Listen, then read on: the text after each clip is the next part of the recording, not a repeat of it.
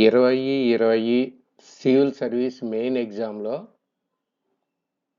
Telugu compulsory paper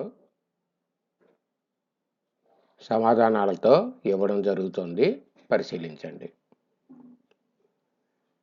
ఇందులో దీనికి కేటాయించిన సమయం 3 గంటలు, గరిష్ట మార్కులు 300. ఈ ప్రశ్న పత్రంలో వ్యాసాలు సమాధానాలు ఇవ్వడం జరగలేదు.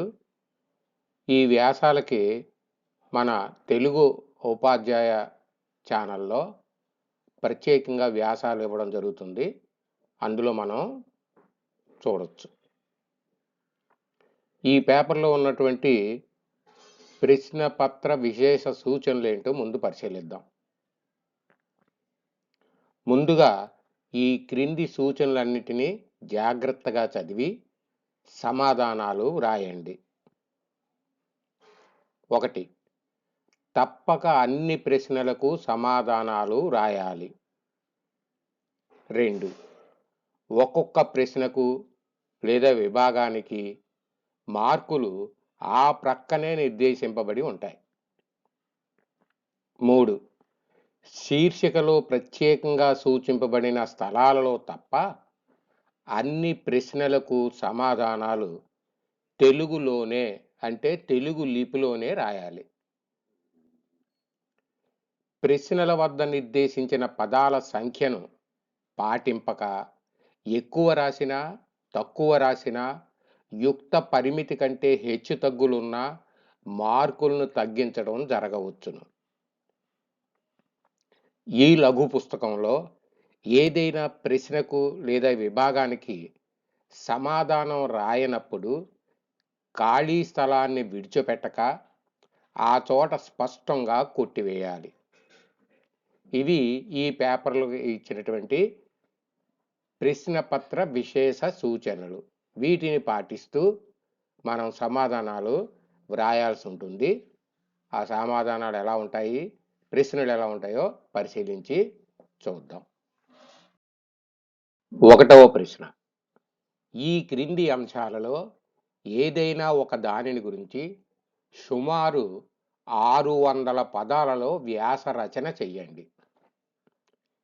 దీనికి 100 మార్కులు కేటాయించబడ్డాయి. ముందే మనం అనుకున్నట్టు ఈ వ్యాసాలన్నీ కూడా మనం ఇక్కడ సమాధానాలు ఇవ్వడం జరగలేదు. తెలుగు ఉపాధ్యాయ ఛానల్లో ప్రత్యేకంగా ఇవ్వడం జరుగుతుంది. వాటిని చూసి ఈ వ్యాసాలు తెలుసుకోవచ్చు. ఇక్కడ కేవలం ప్రశ్నలు మాత్రమే చెప్పడం జరుగుతుంది. ఏ అంటే 1. భారతదేశంలో ఆరోగ్య రక్షణ వ్యవస్థలు. బి. భారతీయ రైతు చట్టం 2020 ఆవశ్యకత. సి. జాతీయ విద్యా విధానము 2020 ఎదుర్కొంటున్న సవాళ్లు. డి. ఈనాడు కృత్రిమ ప్రజ్ఞ అంటే ఆర్టిఫిషియల్ ఇంటెలిజెన్సీ వలన ఉపయోగాలు ఏమిటి? ఇవి ఈ 4 ప్రశ్నలు ఇవ్వడం జరుగుతుంది. 4 వ్యాసాలు ఇవ్వడం జరుగుతుంది.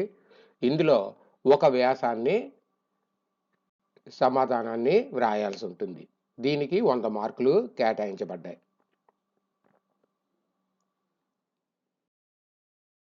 2వ ప్రశ్న. ఈ క్రింది గద్య భాగాన్ని శ్రద్ధగా చదివి దిగువ ఇచ్చిన ప్రశ్నలకు సరైన సమాధానాలు స్పష్టంగా వ్రాయండి. 5 ప్రశ్నలు వీటి కింద ఇవ్వడం జరుగుతుంది. ఈ 5 ప్రశ్నలకి సమాధానం రాయాలి. ఒక్కొక్క ప్రశ్నకు 12 మార్కులు కేటాయించబడతాయి. మొత్తం ఈ 2వ ప్రశ్నకి 60 మార్కులు. అది ఎలా ఉందో పరిశీలిద్దాం. జీవితము పర్యావరణాల అనుబంధము ప్రగాఢమైనది. సమస్త ప్రాణికోటి జీవితం పర్యావరణంపై ఎంతగానో ఆధారపడి ఉంటుంది. మన శరీరము, బుద్ధి, శక్తియుక్తులు అనేక విశిష్ట లక్షణాలన్నీ పర్యావరణం మూలాననే రూపుదిద్దుకొని వృద్ధి చెంది సుస్థితిని పొందుతున్నాయి. నిజానికి ప్రాణికోటి జీవనం, పర్యావరణం ఎంత సన్నిహితంగా ఉంటాయంటే ఆ రెండింటి పరస్పర సుస్థితి తప్పనిసరి. మానవులకు జీవాన్ని ప్రసాదించి పరిపోషించేందుకు ప్రకృతి మనకు అనుగ్రహించిన రక్షణ కవచమే పర్యావరణం. ప్రకృతి వనరులే పర్యావరణకు మూలకందం. అడవులు, నేల, కొండలు, నదులు, నీటి ఓటలు, ఎడారులు, విశాలమైన బయళ్ళు, లోయలు, రంగురంగుల పక్షులు, జంతువులు, పరిశుద్ధ జలాలతో నిండిన నదులు, ప్రవాహాలు ప్రకృతిలో సమృద్ధిగా నెలకొని ఉన్నాయి. వీటితో పాటు సుగంధ వీచికలు, ప్రాణశక్తినిచ్చే వర్షాలను కురిపించే మేఘాలతో ప్రకృతి వనరులు నిండి ఉన్నాయి. మానవాళికి ఐశ్వర్యాభివృద్ధులను, మనశ్శాంతిని ప్రకల్పించేందుకు సంతులితమైన పర్యావరణాన్ని ప్రకృతే అనుగ్రహిస్తుంది. అయితే ప్రకృతి యొక్క ఈ సమతుల్యత క్రమేపీ దెబ్బతింటున్నది. ఆశ్చర్యం ఏమిటంటే మానవులు ప్రకృతి ప్రసాదించిన వనరులను ముందు చూపు లేకుండా అనాలోచితంగా దోచుకోవడం వల్ల పర్యావరణ వ్యవస్థ మొత్తం తన సమతుల్యతను కోల్పోతున్నది. ఇందువల్ల వందలాది సంవత్సరాల మునుపటి మంచు యుగం పునరావృతం కావటమో, ఉత్తర దక్షిణ ధృవాల్లో దట్టమైన మంచు పొరలన్నీ కరిగిపోయి పట్టణాలను, అడవులను, పర్వతాలను, జంతుజాలాన్ని, క్రిమికీటకాలను విధ్వంసకర తరంగాలు ముంచెత్తివేసే ప్రమాదం పొంచి ఉంది. వాతావరణ కాలుష్యం, సమతుల్యత లేకపోవడం వల్ల దుస్థితులు అంటే వాతావరణ కాలుష్యము, సమతుల్యత లేకపోవటం అన్న దుస్థితులు మనమే చేజేతులా చేసిన అకృత్య ఫలాలని చెప్పాలి. ఈ సమతుల్యత లోపం వల్ల భూ, వాయు, జల, శబ్ద కాలుష్యాలు ఏర్పడుతున్నాయి. వాతావరణ కాలుష్యం వల్ల ఊపిరితిత్తుల వ్యాధులు, గుండె జబ్బులు, ఉదర రోగాలు, చూపు, వినికిడి తగ్గిపోవడం, మానసిక ఆందోళనలు, ఒత్తిడి మూలాన సంభవించే ఇతర వ్యాధులు కలుగుతాయి. భూమిపై మానవాళి మనుగడ నిమిత్తము ప్రకృతికి, జీవజలానికి మధ్య ఒక చక్కని సమతుల్యత, సమన్వయము సాధింపబడాలని మనందరికీ తెలుసు. భూమి సమస్తము పైరు పొలాలతో నిండిపోకుండా ఉండేందుకు శాకాహారులైన జంతువులు ఆవశ్యకమవుతాయి. ఆ జంతువుల సంఖ్యను నియంత్రించేందుకు మాంసభుక్కులైన జంతువులు ఉండడం వల్ల సమతుల్యత సాధింపబడుతుంది. ఈ మూడింటి శాతాన్ని ఎంతో సమన్వయంతో నియంత్రించడం జరుగుతుంది. ఆధునిక యుగం వచ్చేసరికి ఎన్నో వైజ్ఞానిక ఆవిష్కరణలు, పారిశ్రామిక ఉపాధులు, పురోభివృద్ధి, విస్తరణలతో ప్రజాసంఖ్య అదుపు లేకుండా పెరిగిపోయింది. ప్రశ్నల్లో మొదటి ప్రశ్న, జీవనము, పర్యావరణము పరస్పరాధారితములు అన్న అంశాన్ని వివరించండి. దీనికి 12 మార్కులు. సమాధానం: సర్వ ప్రాణికోటి జీవితం పర్యావరణంపై ఆధారపడి ఉంటుంది. మన శరీరం, బుద్ధి, శక్తియుక్తులు, ఇతర విశిష్ట లక్షణాలు పర్యావరణం వలనే రూపుదిద్దుకుని వృద్ధి చెంది సుస్థితిని పొందుతాయి. అందుచేత ప్రాణికోటికి, పర్యావరణానికి పరస్పర సుస్థితి తప్పనిసరిగా ఉంటుంది. రెండో ప్రశ్న, ప్రకృతి, పర్యావరణముల మధ్య గల సంబంధం ఏమిటి? మానవులకు జీవనాన్ని ఇచ్చి పరిపోషించేది పర్యావరణం. ప్రకృతే దీనిని మనకు రక్షణ కవచంగా ఇచ్చింది. ప్రకృతి అడవులు, నేల, కొండలు, నదులు, నీటి ఊటలు, ఎడారులు, విశాలమైన బయళ్ళు, లోయలు, రంగురంగుల పక్షులు, జంతువులు, పరిశుద్ధ జలాలతో నిండిన నదులు, ప్రవాహాలు, సుగంధ వాయు వీచికలు, ప్రాణశక్తినిచ్చే వర్షాలను కురిపించే మేఘాలతో మానవాళికి ఐశ్వర్యాభివృద్ధులను, మనశ్శాంతిని ప్రకల్పించే సంతులితమైన పర్యావరణాన్ని అనుగ్రహిస్తుంది. ఈ విధంగా ప్రకృతి పర్యావరణం మధ్య విడదీయరాని సంబంధం ఉంది. మూడవ ప్రశ్న, ప్రకృతిలోని సమతుల్యత పర్యావరణాన్ని ఏ విధంగా రూపొందిస్తుంది? మానవులకు జీవనాన్నిచ్చి పరిపోషించడానికి ప్రకృతి పర్యావరణ రక్షణ కవచంగా ఏర్పరిచింది. పర్యావరణాన్నే రక్షణ కవచంగా ఏర్పరిచింది. ఈ ప్రకృతిలో అడవులు, కొండలు, నదులు వంటి వనరులు మానవాళికి ఐశ్వర్యాభివృద్ధుల్ని, మనశ్శాంతిని ప్రకల్పించే పర్యావరణాన్ని ప్రకృతే అనుగ్రహించింది. ప్రకృతి ప్రసాదించిన వనరులను మానవుడు ముందు చూపు లేకుండా అనాలోచితంగా దోచుకోవడం వల్ల పర్యావరణ వ్యవస్థ మొత్తము తమ సమతుల్యతను కోల్పోతున్నది. భూమిపై మానవాళి మనుగడ నిమిత్తము ప్రకృతికి జీవజలానికి మధ్య ఒక చక్కని సమతుల్యత, సమన్వయము సాధింపబడాలి. ఇక 4వ ప్రశ్న, పర్యావరణంలో సమతుల్యత లోపించడం వల్ల సంభవించే ప్రమాదాలు ఏమిటి? పర్యావరణంలో సమతుల్యత లోపిస్తే మంచు యుగం పునరావృతం కావచ్చు. ఉత్తర దక్షిణ ధృవాల్లో ఉన్న దట్టమైన మంచు పొరలు కరిగిపోయి విధ్వంసకర తరంగాలతో పట్టణాలను, అడవులను, పర్వతాలను, జంతుజాలాన్ని, క్రిమికీటకాలను ముంచెత్తే ప్రమాదం ఉంది. అంతేకాకుండా భూ, వాయు, శబ్ద కాలుష్యాలు కూడా ఏర్పడతాయి. ఇక 5వ ప్రశ్న, వాతావరణ కాలుష్యం వల్ల ఏ వ్యాధులు కలుగుతాయి? వాతావరణ కాలుష్యం వల్ల ఊపిరితిత్తుల వ్యాధులు, గుండె జబ్బులు, ఉదర రోగాలు, చూపు తగ్గిపోవడం, వినికిడి తగ్గిపోవడం, మానసిక ఆందోళనలు, ఒత్తిడి మూలంగా సంభవించే ఇతర వ్యాధులు కలుగుతాయి. ఇవి ఈ 5 ప్రశ్నలు ఈ గద్య భాగానికి ఇవ్వడం జరిగింది. వీటికి సమాధానాలు రాయాల్సి ఉంటుంది. ఈ విధంగా రాసాము, పరిశీలించండి. ఇంకా బాగా రాయగలిగితే రాసే ప్రయత్నం చేయండి. దీనికి ఒక్కొక్క దానికి 12 మార్కులు కేటాయించబడ్డాయి. ఇది గమనించండి. 3వ ప్రశ్న, ఇది ఇంగ్లీష్లో మనం ప్రిసైజ్ రైటింగ్ అంటాం చూసారా, అది తెలుగులో సంక్షిప్తీకరణ అని చెప్పి అంటారు. ఈ భాగంలో మనకి 363 పదాలు ఇచ్చి వాటిని 3వ వంతు పరిమాణానికి కుదించమని అడగడం జరిగింది. దీనికి 60 మార్కులు కేటాయించారు. ప్రశ్న ఏంటో పరిశీలిద్దాం. ఈ క్రింది ప్రస్తావికను మీ సొంత మాటలతో 3వ వంతు పరిమాణానికి కుదించండి. దీనికి శీర్షిక అవసరం లేదు. ఇక్కడ మీరు గమనించాల్సిన ఒక ముఖ్య విషయం ఉంది. సొంత మాటలతో అనే మాటను ఇక్కడ వాడడం జరిగింది. అంటే ఈ ఇచ్చిన ప్రస్తావికలో ఉన్న మాటలనే యథాతథంగా వాడాలని ఏమి లేదు.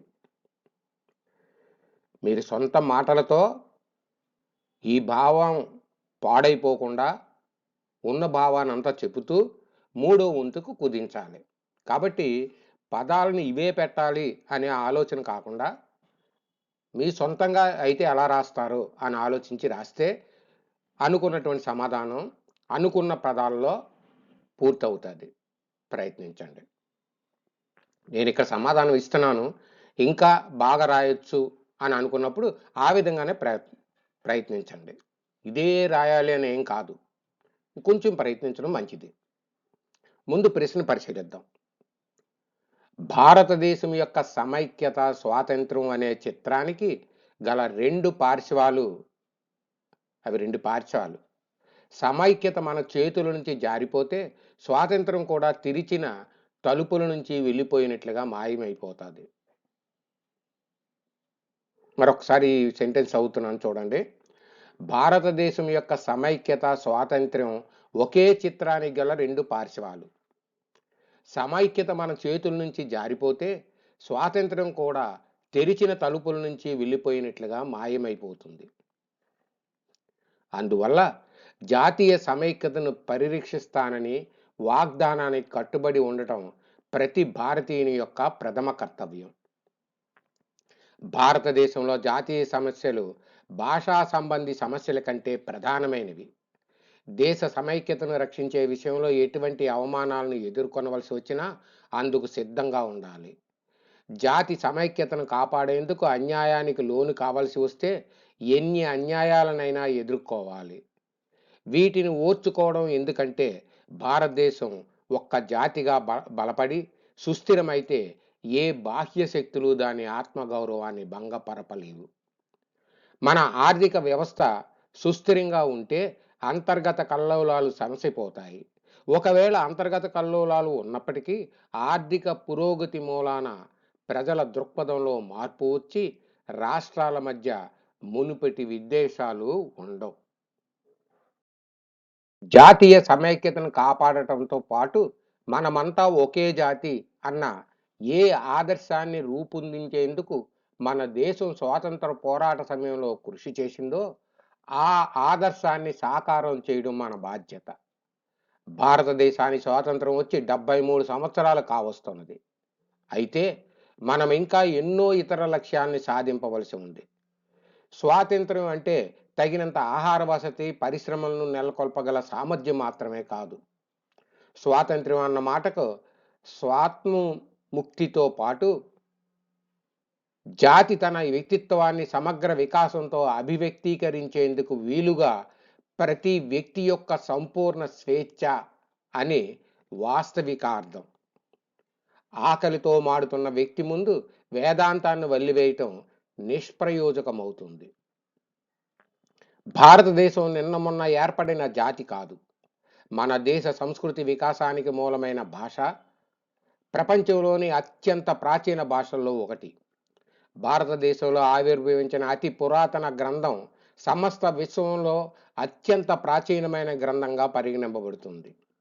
ఎన్నెన్ని దండయాత్రలు జరిగినప్పటికీ భారతదేశం మునుపటి సాంస్కృతిక నేపథ్యం నుంచి విడవడలేదు.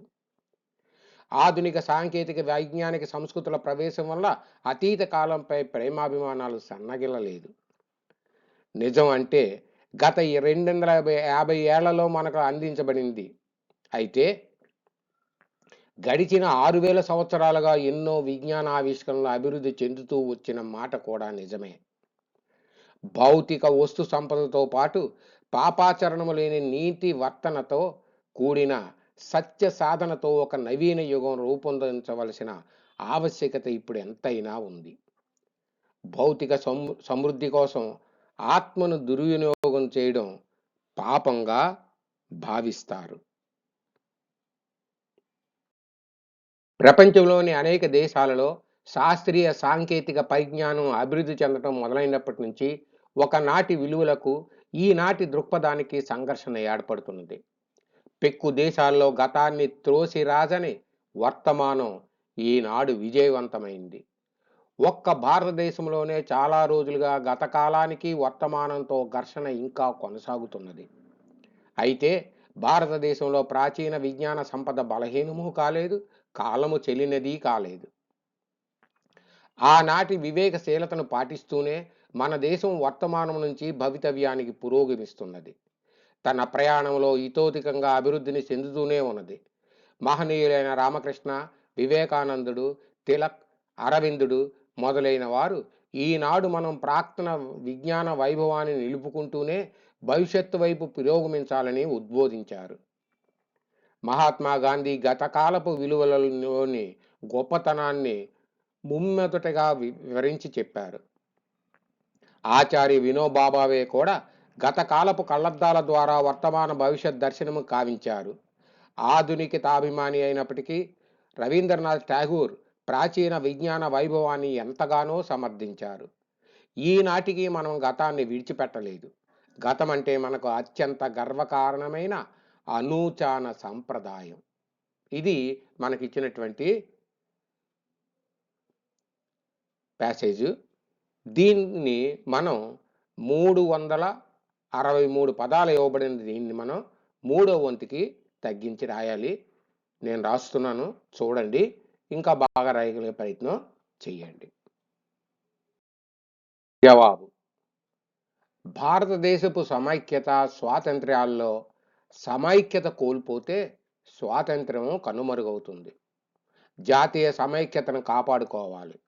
జాతీయ సమస్యలు భాషా సంబంధి అంటే ప్రాంతీయ సమస్యల కంటే ప్రధానమని గుర్తించి దేశ సమైక్యతను రక్షించుకోవడంలో అవమానాలను, అన్యాయాలను భరించి భారతదేశం ఒక జాతిగా బలపడి ఆత్మగౌరవాన్ని కాపాడుకోగలిగితే బాహ్య శక్తులు ఏమీ చేయలేవు. ఆర్థిక వ్యవస్థ సుస్థిరత, పురోగతి వల్ల ప్రజలలో మార్పు వచ్చి అంతర్గత కల్లోలాలు కనుమరుగవుతాయి. ఏకజాతి సమైక్యతలను కాపాడుకోవాలనే భారత స్వాతంత్రోద్యమ ఆశయాన్ని సాకారం చేయడం మనందరి బాధ్యత. స్వాతంత్ర్యం వచ్చి 73 సంవత్సరాలైనా సాధించాల్సిన లక్ష్యాలు చాలా ఉన్నాయి. స్వాతంత్ర్యం అంటే జాతి స్వాత్మముక్తితో, సమగ్ర వికాసంతో వ్యక్తిత్వాన్ని అభివ్యక్తీకరించే సంపూర్ణ స్వేచ్ఛ. ఆకలితో ఉన్నవాడికి వేదాంతం అనవసరం. భారత జాతి భాషా ప్రపంచంలోనే ప్రాచీనమైనవి. విశ్వంలో భారతదేశ పురాతన గ్రంథమే ప్రాచీనమైంది. దండయాత్రలు భారతదేశ సాంస్కృతిక నేపథ్యాన్ని దూరం చేయలేదు. ఆధునిక సాంకేతిక వైజ్ఞానికతలు అతీత కాలం మీద ప్రేమాభిమానాలని సన్నగిల్లినేలేదు. గత 250 ఏళ్లలోనే కాకుండా 6000 సంవత్సరాలుగా విజ్ఞానావిష్కరణలు అభివృద్ధి చెందుతూనే ఉన్నాయి. భౌతిక వస్తు సంపదతో, పాపాచరణ రహిత, నీతి వర్తిత సత్య సాధనతో నవీన యుగావిర్భావం అవసరం. భౌతికాభివృద్ధికి ఆత్మను బలి చేయడం పాపం. ప్రపంచ శాస్త్రీయ సాంకేతిక అభివృద్ధి నాటి విలువలకి, నేటి దృక్పథానికి సంఘర్షణ కల్పిస్తోంది. అనేక దేశాల్లో త్రోసి రాజని వర్తమానం విజయవంతమై భారతదేశంలో ప్రాచీన విజ్ఞాన సంపద బలహీనము, కాలము చెల్లింది కాకపోయినా గత కాలానికి వర్తమానానికి ఘర్షణ కొనసాగిస్తూ వివేకశీలతతో వర్తమానం నుంచి భవితవ్యానికి పురోగమిస్తూ అభివృద్ధి చెందుతుంది. రామకృష్ణ, వివేకానందుడు, తిలక్, అరవిందుడు, వినోబాబావే వంటి వారు ప్రాచీన విజ్ఞాన వైభవాన్ని నిలుపుకుంటూ భవిష్యత్తు వైపు పురోగమించాలని పేర్కొనగా, గాంధీ గతకాలపు వైభవాన్ని వివరించారు. ఆధునికతాభిమాని అయినటువంటి రవీంద్రనాథ్ ఠాగూర్ ప్రాచీన విజ్ఞాన వైభవాన్ని సమర్థించారు. గతం అనూచాన సాంప్రదాయం, అందుకే నేటికి మనం గతం వదలలేదు. ఈ విధంగా నేను రాయడం జరిగింది. దీన్ని ఇంకా తగ్గించి రాయడానికి అవకాశం, బాగా తగ్గించినా కూడా మార్కులు తగ్గుతాయి. 3వ వంతు వరకు రాయాల్సి ఉంటుంది. కాబట్టి ఆ విధంగా ఇంకొంచెం ప్రాక్టీస్ చేయడం మంచిదే.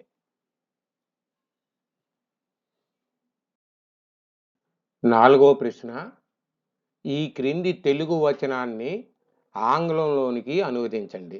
దీనికి 20 మార్కులు కేటాయించబడ్డాయి.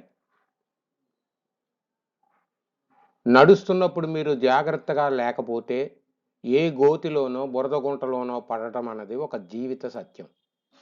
మనం శాస్త్రాన్ని మానవాళి లాభానికి, ప్రగతికి ఉపయోగించినట్లయితే అది ఒక వరమైనప్పుడు శాస్త్ర ప్రయోజనాన్ని ఎవరూ కాదనలేరు. అయితే శాస్త్రాన్ని విధ్వంసనోద్దేశంతో ప్రయోగించినట్లయితే అది కీడును కలగజేసి మానవాళికి శాపమై పరిణమిస్తుంది. విజ్ఞాన శాస్త్రం భౌతిక సౌకర్యాలను కలగజేస్తున్నప్పటికీ విధ్వంసక శక్తి కారణంగా మనశ్శాంతిని, ఆనందాన్ని అందించడంలో విఫలమవుతోంది. భౌతికత వృద్ధి చెందటం వల్ల మానవ జీవితం తీరిక లేనిదిగాను, యాంత్రికంగానూ అయిపోయింది. తత్ఫలితంగా శాస్త్ర విజ్ఞానంలో అభివృద్ధి మానవులకు అంతఃశాంతిని, సంతోషాన్ని కలగజేయడంలో విఫలమైంది. నైతిక విలువలు, మానవతా గుణాలు దిగజారిపోయాయి. ఇదంతా శాస్త్ర విజ్ఞానాన్ని దుర్వినియోగపరిచి తమను తాము ఘోర ఊపిరిలోనికి త్రోసివేసిన మానవుల తప్పే. అత్యధిక విధ్వంసానికి దారితీసే మారణాయుధాలు ఈ విజ్ఞాన శాస్త్రావిష్కరణల ఫలితమే.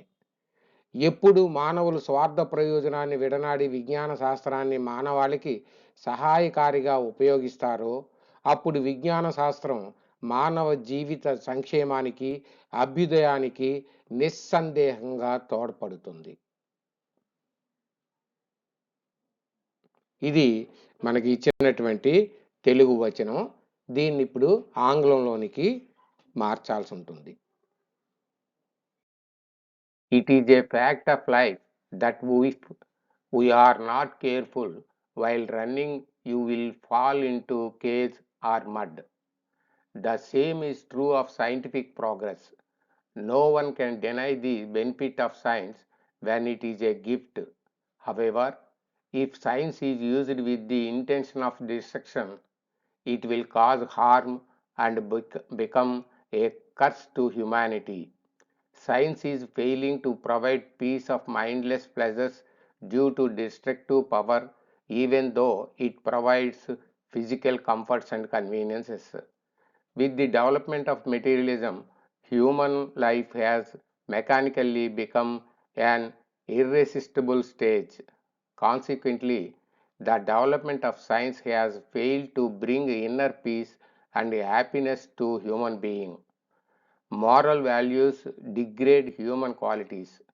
All this is the fault of the human being who have misused science and put themselves in a terrible catastrophe. The deadliest weapons of mass destruction are the result of these scientific discoveries. When human beings are abandoning selfish interests and using science will undoubtedly contribute to the advancement of human well-being. ఐదవ ప్రశ్న, ఈ క్రింది ఖండికను English నుండి తెలుగులో అనువదించండి. దీనికి కూడా 20 మార్కులు ఇవ్వడం జరిగింది. ఇక్కడ మన అనువాదం చేసేటప్పుడు గుర్తుంచుకోవాల్సిన విషయం ఏంటంటే, ఇంగ్లీష్ వాక్యాలని తెలుగు పద్ధతిలో, అంటే తెలుగులో ఏ విధంగా చెప్తామో ఆ పద్ధతిలో అనువాదం చేయాలి. అంతేగాని ప్రతి పదానికి మక్కీగా అనువాదం చేయడం కాదు. ఇది గమనించండి. ఇది ఎలా ఉందో పరిశీలించొద్దాం. One of India's greatest musicians was M.S. Subbulakshmi, affectionately known to most people as MS. Her singing brought joy to millions of people, not only in all parts of our country, but in other countries around the world as well. In October 1966, MS was invited to sing in the Great Hall of the General Assembly of the United Nations in New York, while representatives of all the member countries listened. This was one of the greatest honors ever given to any musician. For several hours, MS kept that international audience spellbound with the beauty of her voice and her style of singing. When the concert was over, the entire audience stood up and clapped as a sign of their appreciation of not only the singer but of the great music that she had carried with her from an ancient land. India could not have had a better ambassador. MS was the first musician ever to be awarded the Bharat Ratna, India's highest civilian honor. She was the first Indian musician to receive the Raman Magsaysay Award in 1974 with the citation reading, "Exacting pursuits, purists acknowledge Srimati M.S. Subbulakshmi is the leading exponent of classical and semi-classical songs in the Carnatic tradition of South India." చాలామంది ఆప్యాయతగా MS అని పిలుచుకునే MS Subbalakshmi భారతదేశపు గొప్ప సంగీత విద్వాంసుల్లో ఒకరు. ఆమె గానం మన దేశం అన్ని ప్రాంతాల్లోనే కాదు, ప్రపంచంలోని ఇతర దేశాల్లో కూడా లక్షలాది మందికి ఆనందాన్ని కలిగించింది.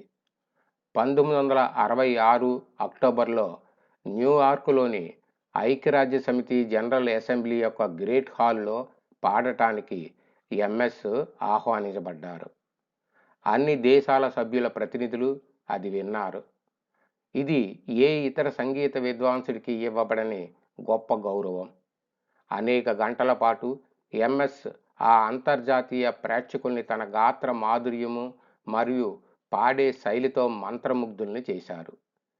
కచేరీ ముగియగానే ప్రేక్షకులందరూ లేచి నిలబడి చప్పట్లు కొట్టడం మాత్రమే కాదు, ఆమె ఒక గాయని మాత్రమే కాదు, ఒక పురాతన భూమి నుండి తనతో తీసుకువెళ్ళిన సంగీతం అని కొనియాడారు. భారతదేశానికి ఇంతకంటే మంచి రాయబారి లేరు. భారతదేశ అత్యున్నత పౌర పురస్కారమైన భారతరత్న అవార్డు పొందిన మొట్టమొదటి సంగీత విద్వాంసురాలు ఎంఎస్ సుబ్బలక్ష్మి. 1974లో రామన్ మెగ్సెసే అవార్డును అందుకున్న మొట్టమొదటి భారతీయ సంగీత విద్వాంసురాలు. ఖచ్చితంగా స్వచ్ఛమైన శ్రీమతి ఎంఎస్ సుబ్బలక్ష్మి దక్షిణ భారతదేశంలోని కర్ణాటక సంప్రదాయంలో శాస్త్రీయ మరియు సెమీ క్లాసికల్ పాటల ప్రముఖ ఘాతుకారు. ఈ ఘాతుకారు అనేది ఆనవాలు, సంగీతానికి ఆమె చక్కని ఆనవాలు అని అర్థం. ఈ విధంగా మనం దీన్ని అనువాదం చేయాల్సి ఉంటుంది. బాగా అనువాదం చేసే అభ్యాసం ఇంకాస్త చేస్తే ఇంకా బాగా రాయొచ్చు, ప్రయత్నించండి.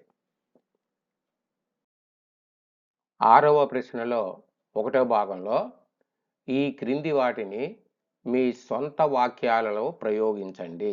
దీనికి ఒక్కొక్క దానికి 2 మార్కులు ఉంటాయి. మొత్తం 5 ఇవ్వబడతాయి. 2 అంటే 5, మొత్తం 10 మార్కులు. 1 రుణానుబంధము. ఇక్కడ మీకు ఈ సొంత వాక్యాలు అనేవి ఒక్కొక్కటి ఉదాహరణగా నేను ఇవ్వడం జరుగుతుంది. ఇంకా చాలా రాయొచ్చు. మీరు రాసే అభ్యాసం చేయండి. ఇంకా చాలా చక్కని వాక్యాలు రాయొచ్చు, ప్రయత్నించండి. ఒక్కొక్కటి మీకు పనికొస్తుంది అనే ఉద్దేశం చేత ఒక్కొక్క వాక్యం రాయడం మీకు జరుగుతుంది. ఇందులో 1 రుణానుబంధము. తల్లిదండ్రుల రుణానుబంధం జన్మ జన్మల అనుబంధం. అలాగే 2 కాకతాళీయం. రాముకి పరుగు పందెంలో రావాల్సిన మొదటి బహుమతి కాకతాళీయంగా రాజుకు దక్కింది. ఇక్కడ మీరు సొంత వాక్యాలు రాసేటప్పుడు ఏ వాక్యం అయితే ఇచ్చారో ఆ వాక్యాన్ని మనం ప్రయోగించాల్సి ఉంటుంది. అంటే రుణానుబంధం అనే పదం ఇచ్చినప్పుడు ఆ పదం ఉపయోగించి వాక్యం రాయాలి. దాని అర్థంతో రాయకూడదు. ఇది కూడా జాగ్రత్తగా గమనించండి. 3వది చుక్కెదురు. భారతదేశ దురాక్రమణదారులకు భారతీయ సైన్యం పరాక్రమం చుక్కెదురయ్యింది. 4 చేట భారతం.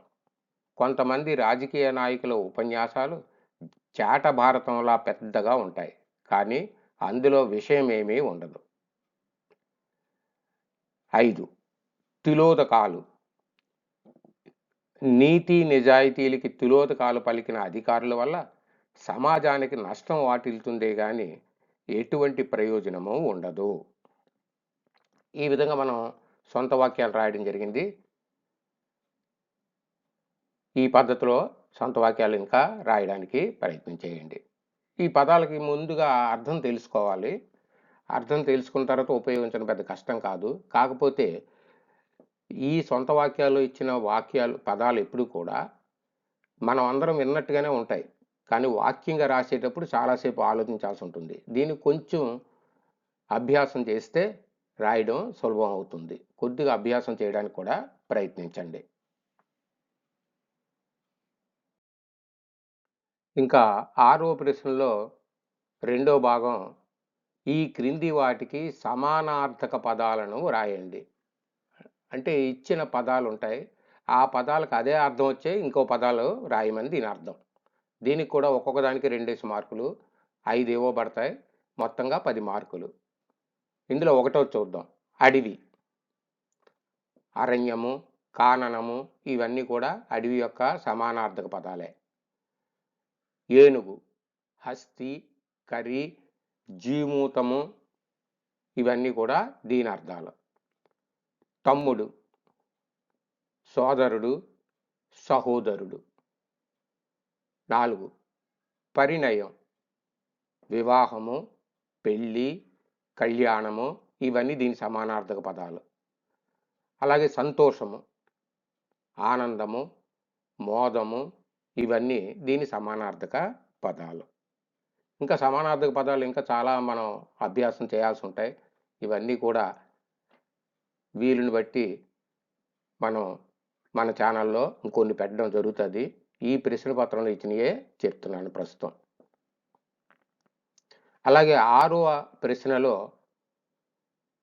3వ భాగం సి భాగం ఇదేమిటంటే ఈ క్రింది వాటికి వ్యతిరేకార్థ పదాలను రాయండి. అంటే మనం ఇంగ్లీష్లో యాంటానమస్ అంటాం, వ్యతిరేక పదాలు. వీటికి ఇవి కూడా ఒక్కోదానికి 2 మార్కులు ఇవ్వబడతాయి, 5 ఇవ్వబడతాయి, మొత్తం 10 మార్కులు.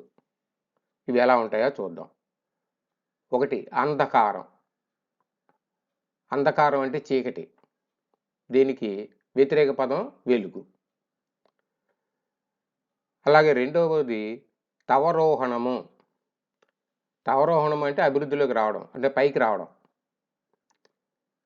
పైకి రావడాన్ని తవరోహణం అంటారు. దానికి వ్యతిరేక పదం అవరోహణం, క్రిందకి వెళ్ళడం. ఆరోహణం, అవరోహణం. ఆరోహణం అంటే పైకి వెళ్ళడం, అవరోహణం అంటే కిందకి రావడం. అంటే పైకి కిందకి అనే అర్థంలో చెప్పబడతాయి ఇది. 3 ఖ్యాతి, అపఖ్యాతి. పరోక్షము, దానికి వ్యతిరేక పదం ప్రత్యక్షము.